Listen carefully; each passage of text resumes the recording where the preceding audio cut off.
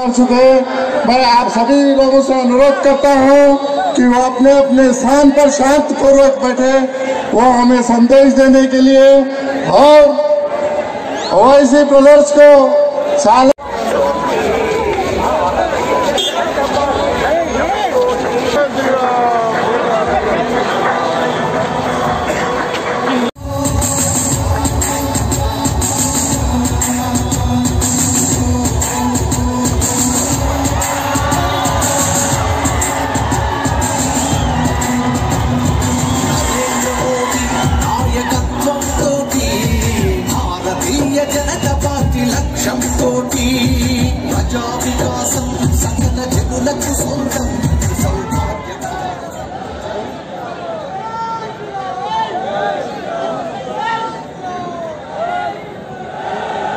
श्री योगी आदित्यनाथ जी के घर की प्रजा हृदयपूर्वक से अभिनंदन करते हुए उनका स्वागत करती है।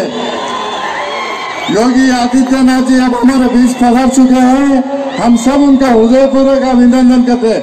बोलो जय श्री राम, बोलो जय श्री राम, भारत माता की, बोलो भारत माता की, भारतीय जनता पार्टी।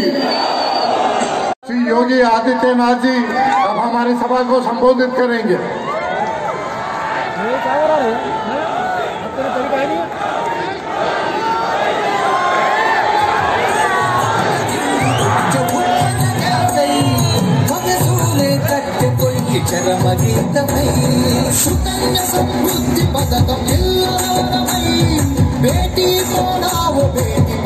बोलो जय श्री राम, राम लक्ष्मण जानकी, राम लक्ष्मण जानकी, बोलो भारत माता की।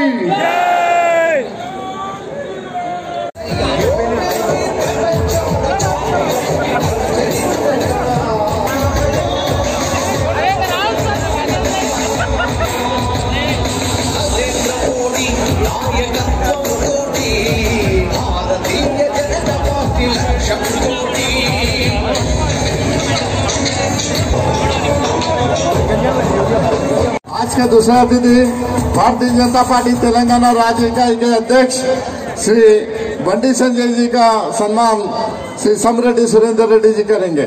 और साथ ही जो श्रीनिवास कार्यकर्ता ने हमारे भारतीय जनता पार्टी कार्यालय के पास आत्मदाह किया है, उन्हें अमरेंद्र रेड्डी और फ्रेंड्स ऑस्ट्रेलिया। भारत सरकार चुप हो जाती थी और आज पुलवामा में थोड़ा दुस्साहस किया, पाकिस्तान के अंदर घुस करके सर्जिकल स्ट्राइक करने का कार्य भी प्रधानमंत्री मोदी के ने किया।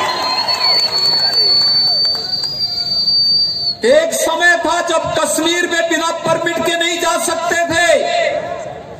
आज अगर हैदराबाद का नौजवान भी चाहेगा तो श्रीनगर के अंदर मकान और जमीन खरीद करके रह सकता है। यह अधिकार किसी ने दिलाया है? प्रधानमंत्री मोदी जी ने और गृह मंत्री अमित शाह जी ने आपको दिलाया है।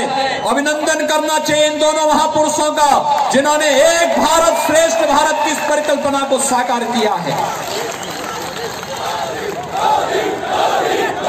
भाइयों बहनों, यह है एक भारत श्रेष्ठ भारत की परिकल्पना। मोदी जी के लिए पूरा भारत एक है, पूरा भारत उनका परिवार है। और केसीआर के लिए अपना परिवार ही तेलंगाना हो गया है, यही अंतर है। एमआईएम के लिए तो दो भाई के अलावा तीसरा कोई है ही नहीं, और किसी के बारे में सोच ही नहीं सकते, हमेशा उल्टा ही बोलेंगे। भाइयों बहनों, ट्रिपल तलाक की कुप्रथा को मोदी जी ने समाप्त कर दिया हमेशा के लिए। 3 तलाक के नाम पर आधी आबादी पर अब कोई अत्याचार नहीं कर पाएगा, और करेगा तो जेलें उसका इंतजार करेंगे। और मैं सचमुच जब 5 अगस्त को प्रधानमंत्री मोदी जी ने अयोध्या में राम मंदिर के कार्य का शुभारंभ किया, मेरी हार्दिक इच्छा थी कि यहां से भी आप लोगों को भी आमंत्रित कराऊं सबके लिए, और इस ग्रेटर हैदराबाद म्युनिसिपल कॉर्पोरेशन के चुनाव के माध्यम से यहां के भाग्य को बदलने में इसकी बड़ी भूमिका होगी। यही अपील करते हुए मैं वाणी को देता हूं विराम।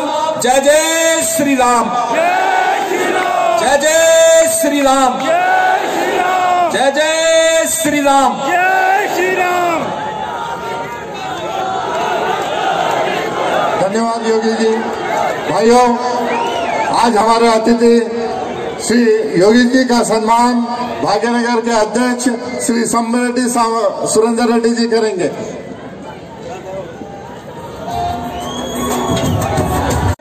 तेलंगाना में इस सुविधा का लाभ यहां की सरकार क्यों नहीं दिला रही है, जबकि मोदी जी ने तो पूरे देश के अंदर योजना को लागू किया है।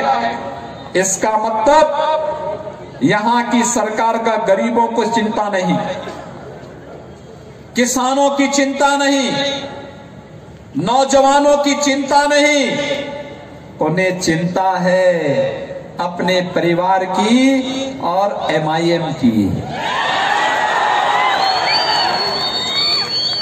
उन्हें चिंता है अपने परिवार की और MIM की, यहां की जनता की चिंता नहीं है।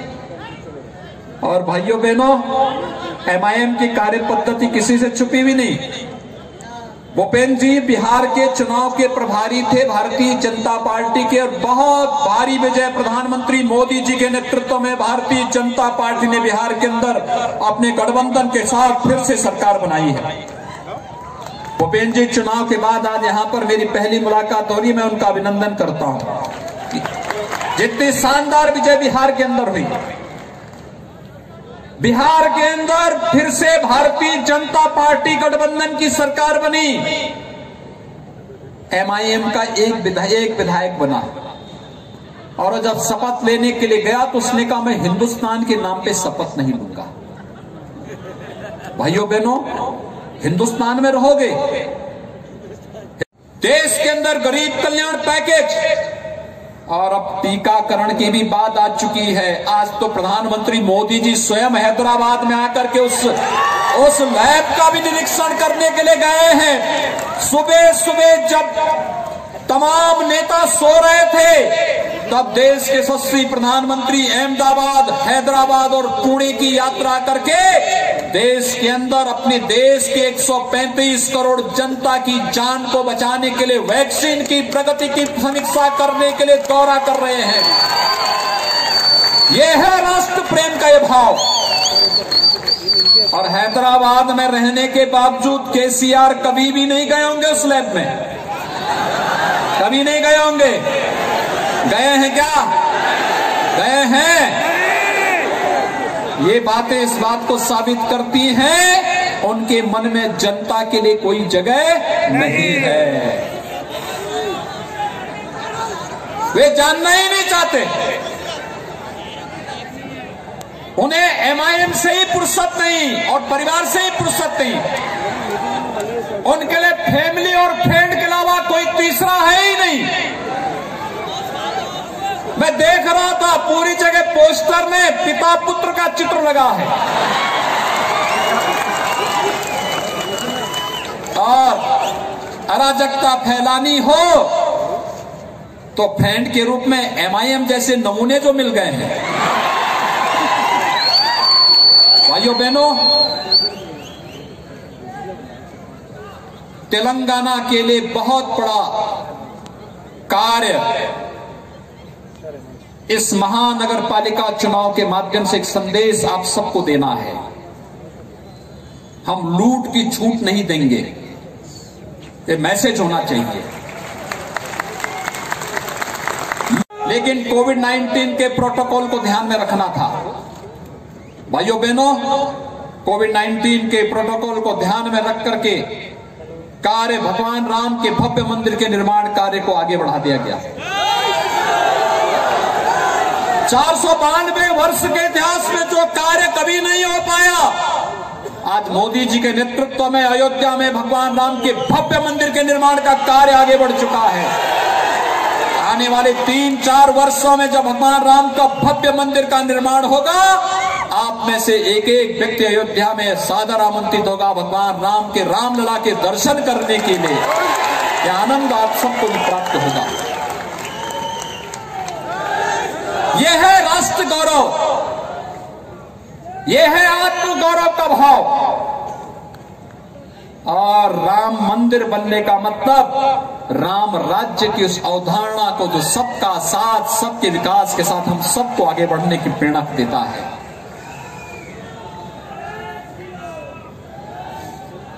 मैं यही पूछने के लिए आया हूं, अगर 12 करोड़ किसानों के खातों में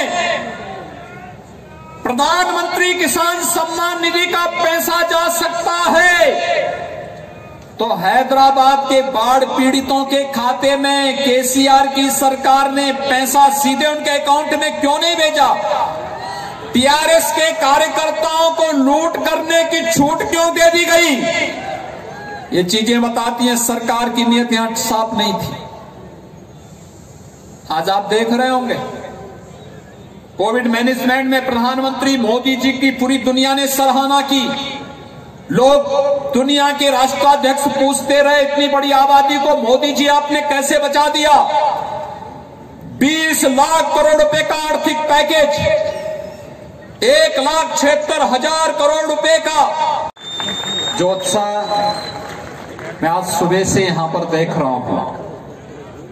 अभी मैं कुछ ही देर पहले एक बहुत बड़े रोड शो के साथ भारतीय जनता पार्टी के कार्यकर्ताओं का इस महानगर पालिका के इस चुनाव प्रचार के दौरान जनता जनार्दन के द्वारा जो अपार उत्साह भारतीय जनता पार्टी के प्रति देखने को मिला है, मित्रों, मैं विश्वास के साथ कह सकता हूं कि पिछले 6 वर्षों के दौरान यहां की जनभावनाओं की जो उपेक्षा यहां की सरकार ने की है, यहां के विकास को बाधित किया है, यहां भ्रष्टाचार को बढ़ावा दिया है, अराजकता को बढ़ावा दिया है, फैमिली एंड फ्रेंड की सरकार जो अराजकता का कारण बनी है, अभी अधिक दिनों तक यह हैदराबाद महानगर पालिका का यह चुनाव इसका जवाब देने जा रहा है। और भारतीय जनता पार्टी शुचिता, पारदर्शिता और विकास की बुनियादी सुविधाओं के साथ आज इस चुनाव में आपके सामने आई है। सचमुच यह निजाम शाही की अंतिम विदाई की तैयारी यहां से प्रारंभ होती है और इसके लिए मैं आप सबका अभिनंदन करता हूं। भाइयों बहनों, आपने पिछले 6 वर्षों के दौरान प्रधानमंत्री मोदी जी के नेतृत्व में भारत की सरकार की कार्य पद्धति को देखा है। पिछले 9 महीनों से पूरा देश कोरोना से जूझ रहा है।